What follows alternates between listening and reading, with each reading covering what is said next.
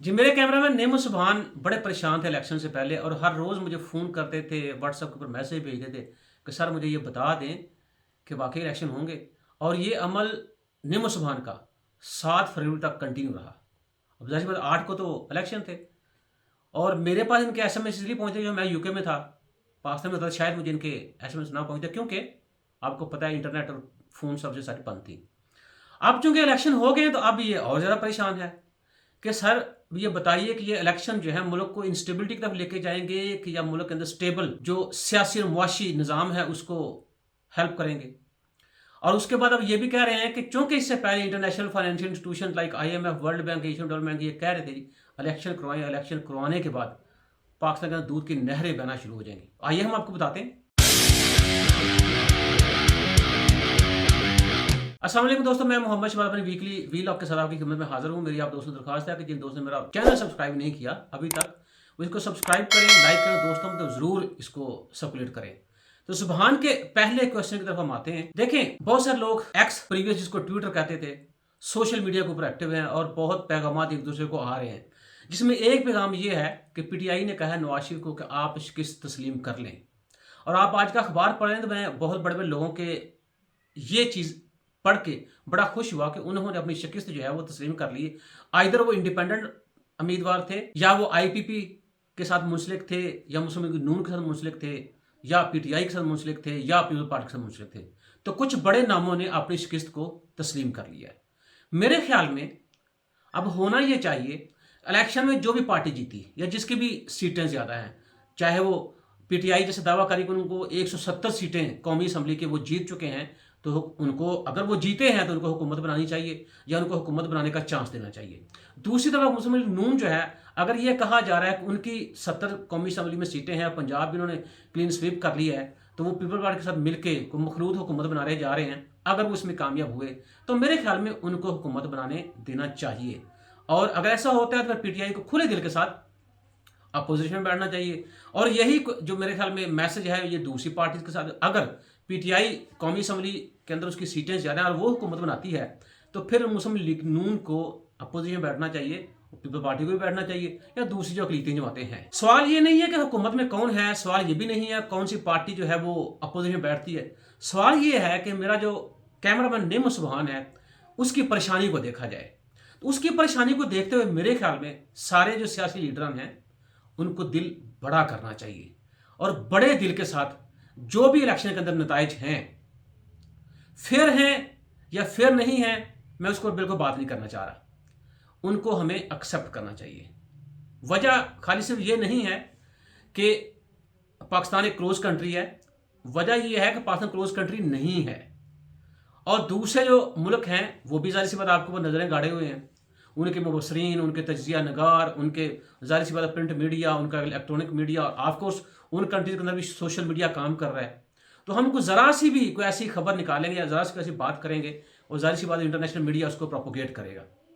और ये आप सारों को पता है कि मुल्क की फेवर में कितने कंट्रीज़ हैं और इंटरनेशनल लेवल के ऊपर पाकिस्तान का इमेज जो है वो क्या है। उस इमेज की बात मैं इस तरह से करता हूँ कि मैं ट्रैवल कर रहा था दोहा से, लंदन से दोहा, दोहा से लाहौर जो कनेक्टिंग फ्लाइट थी मेरी, और मैं हैरान होता हूँ लोगों को ये बात करते हुए और फिर उसके बाद जो अपनी इस बात पर अमल नहीं करते, तो मुझे उनके चेहरे की तरफ बड़ा वो ना गौर से देखने का वो इश्तियाक होता है कि आया कि ये वो लोग थे जो दोहा एयरपोर्ट पर बैठ के बातें करें, देखिए पाकिस्तान के अंदर जी ये हो गया, जी पाकिस्तान के अंदर ऐसा हो गया, जी यूके में अगर आपको सड़क से एक फूल तोड़े तो आपको 3000 पाउंड जुर्माना पे करना पड़ता है, तो बड़े कवानीन वहाँ पर सख्त हैं। सारी बातें मैंने मानी, मैंने सारे लोगों की बातें सुनी, बड़े गौर से बातें सुनी। अब इतफाक देखें हुआ क्या कि जो ही हम वही सारे लोग मेरे साथ हम लाहौर एयरपोर्ट के ऊपर लैंड किया, उनमें से कोई बंदा मैंने लाइन के अंदर लग के अपना जो बॉर्डर पुलिस है उससे अपने पासपोर्ट को स्टैंप लगवाते नहीं देखा। जो ही वो लैंड हुए, जो ही एयरपोर्ट के अंदर इन हुए, जो ही वो लाइन में लगे, तो उन्होंने अपना अपना रेफरेंस ढूंढना शुरू कर दिया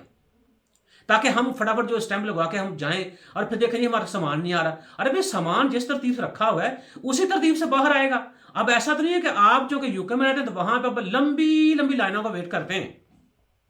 ला है ना वहां पे, और उसी ला चूंकि आप वहां पे होते हैं तो आप वहां सिगरेट भी नहीं पी सकते। जो ही आप लैंड करें फटाफट आप जो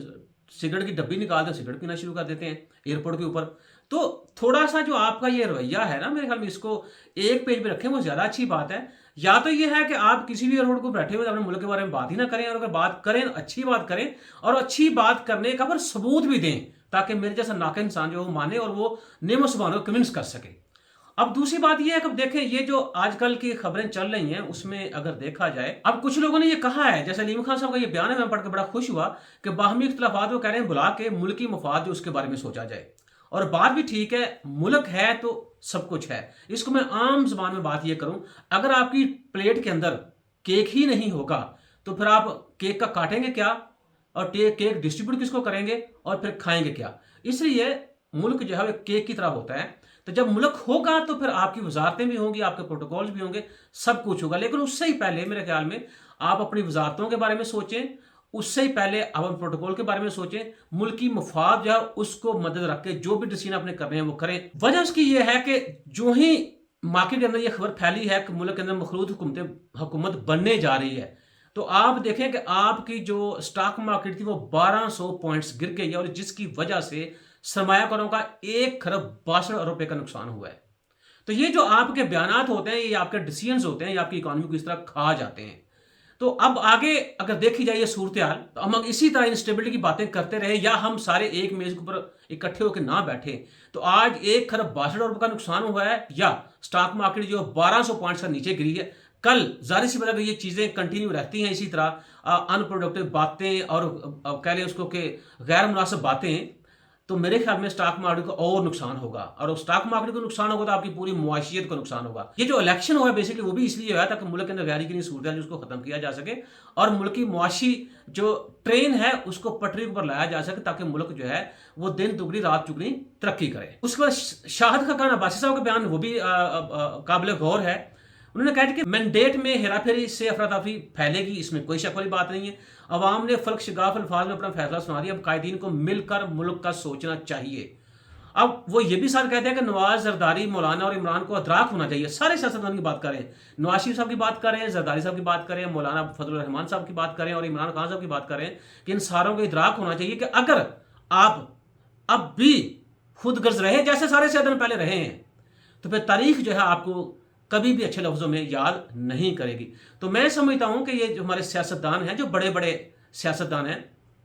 नवाज शरीफ साहब, जरदारी साहब, मौलाना फजल रहमान साहब और इमरान खान साहब, सारों के बाद शायद जो मैं बादी नजर में देख रहा हूं आखिरी मौका है। तो इस आखिरी मौके को चाहिए कि ये अपने आप को तारीख के अंदर हमेशा के लिए जिंदा कर जाएं। और वो जिंदा कैसे करेंगे, इनके जो अपने बाहमी इख्तलाफात हैं उनको भुलाना चाहिए, बुला के एक मेज के ऊपर इनको बैठना चाहिए, और बैठ के फिर मुल्की इस्तेहकाम जो है वो चाहे सियासी हो चाहे मुआशी हो, उसके ऊपर इनको सर जोड़ के बैठ के सोल्यूशन तलाश करने चाहिए। अगर आने वाले दिनों में नवाज शरीफ साहब या बाकी सियासतदान जो हैं वो अगर कोई खैर सगाली का पैगाम इमरान खान साहब को भेजते हैं, तो मेरे ख्याल में उनको भी ये पैगाम खुले दिल से तस्लीम करना चाहिए। वजह कि जब तक आप सारे एक पेज पे नहीं बैठेंगे, एक मेज पे नहीं बैठेंगे और एक दिमाग बन के नहीं सोचेंगे, तब तक मुल्क का जो मुआशी निज़ाम है उसके बारे में कोई हल आपसे पेश नहीं किया जाएगा, और सियासी निज़ाम जो है उसके बारे में भी कोई हल पेश नहीं किया जाएगा। जब ये दोनों निज़ामों के बारे में हल पेश नहीं किया जाएगा, तो मुझे बताएं कि आपका जमहूरी अमल जो है ये कैसे कंटिन्यू रहेगा। अच्छा, अब मैं ये बात बार बार क्यों कर रहा हूँ कि हमें सारे सियासतदानों को एक मेज के ऊपर इकट्ठे होकर बैठने की जरूरत है। ब्लूमबर्ग ने अभी एक रिपोर्ट पेश की है, और ये अब सारों को पता है कि पाकिस्तान के जो फॉरेन डेट है वो हम जो क्रिटिकल सिचुएशन थी या क्रिटिकल जो पॉइंट था उससे भी हम आगे गुजर चुके हैं। वजह सारे लोग हमें यह कह रहे हैं कि बैरूनी कर्जे की जो सूरत हाल पाकिस्तान में तो बड़ी गैर मुस्तहकम है। वजह आइंदा 6 माह में आपको बड़ी बड़ी अदायगियां करनी है, और अब ब्लूमबर्ग ये कह रहा है कि आप हुकूमत चाहे मखलूत हो या कोई एक जमात या हुकूमत में यार हुकूमत बनाए, उसके बावजूद बड़े लंबे अरसे के लिए हमें IMF से एक बेल आउट पैकेज लेना पड़ेगा। और आप ये देखें जो पीछे आपने बेल आउट पैकेज लिए हैं IMF से, उससे आपके मुल्क का क्या हाल हुआ। वो हाल इसलिए नहीं हुआ कि आपने IMF से लिए बेल आउट पैकेज लिया, वो हाल इसलिए हुआ कि मुल्क के अंदर सियासी इस्तेहकाम नहीं था, जिसकी वजह से आपके रुपये की देखें बेकदरी को पर लग गए, जिसकी वजह से तेल की कीमतें आपके मुल्क के अंदर उसको ही पर लग गए, और सबसे बड़ी बात मुल्क के अंदर महंगाई जो थी उसको ही पर लग गए। अब अगर मखलूत हुकूमत बनती है तो मेरा एक छोटा सा सवाल है सियासतदानों से, क्या वाकई जो आपने वादे किए थे कि हमें वोट दीजिए तो हम आपको 300 यूनिट बिजली फ्री देंगे, या वो चाहे नून लीग ने अनाउंस किया हो, चाहे पीपल्स पार्टी ने अनाउंस किया हो, वो चाहे IPP ने अनाउंस किया हो, तो क्या कोई भी जमात अपने सिर्फ इस क्लेम को पूरा कर सकती है? मेरा ख्याल है कि नहीं कर सकती। तो इसके लिए मैं समझता हूं कि सियासतदानों को वही बड़ा दिल करके अवाम से ही माफी मांगनी चाहिए। अगर इनको समझ नहीं आ रही तो मेरे ख्याल में हमें अच्छी बातें जो हैं वो चाहे हमारा दुश्मन ही क्यों ना हो, वो हमें उनसे सीख लेनी चाहिए। और मेरे सियासतदानों को, जया बच्चन जो भारतीय पार्लियामेंट में रुकने पार्लियामेंट हैं, उन्होंने पिछले दिनों शायद किसी सियासतदान को गाली दे दी, तो उनके ऊपर बड़ी एक तनकीद हुई। तो उन्होंने क्या किया कि भरी पार्लियामेंट के अंदर हाथ जोड़ के पूरे पार्लियामेंट से और पूरे इंडिया से उन्होंने माफी मांगी। अगर मेरे सियासतदानों ने इस तरह की बात की है कि जो कल को शर्मिंदगी का बायस बने, तो मैं समझता हूं हुकूमत शुरू करने से पहले ही उनको अपने अपने वो सारे जो एजेंडे थे या जोश में आकर उन्होंने तकरीरें की, उसको नजर आनी चाहिए। कहीं उनको लगे कि वाकई ये हमने बात करके मिस्टेक की है, तो मेरे ख्याल में अभी चांस है कि आप भाई साहब पहले दिन से ही जब हुकूमत शुरू हो तो आप उन वादों के ऊपर आवाम से माफी मांगे ताकि आप आगे चले। वरना मैं ये देख रहा हूं कि अगर हमने साथ ना जोड़े तो ये इलेक्शन स्टेबिलिटी की बजाय मुल्क के अंदर इनस्टेबिलिटी का बायस बनेगा, और अल्लाह ना करे कि ऐसा हो।